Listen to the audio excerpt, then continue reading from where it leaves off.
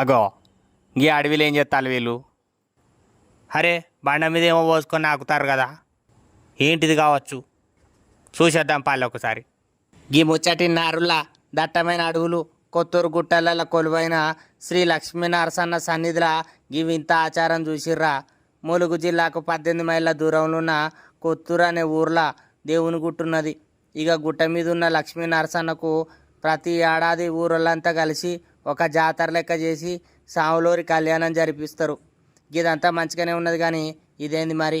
వర్షాలు బాగా కురవనని, పంటలు బాగా వండనని ఊరోళ్ళంతా కలిసి ప్రతి ఏడు ఈ నెలల దేవుని గుట్ట మీదకి ఎక్కి పాలు పెరుగు చక్కెరతోటి తయారు చేసిన నైవేద్యాన్ని ముందుగాల సావులోరికి సమర్పించి ఇక బండల మీద పోసుకొని చేత్తోని ముట్టుకోకుండా నాలుకతోని నాకుతున్నారు. మరి ఇది ఇప్పటి నుంచి కాదట, వాళ్ళ తాతల తండ్రుల నుంచి వచ్చిందట ఈ ఆచారం. గిట్లా చేస్తే వానలు పడతాయా అంటే ఇది వాళ్ళ విశ్వాసం నమ్మకం అంటుర్రు. ఇది చూసిన నెటిజన్లు.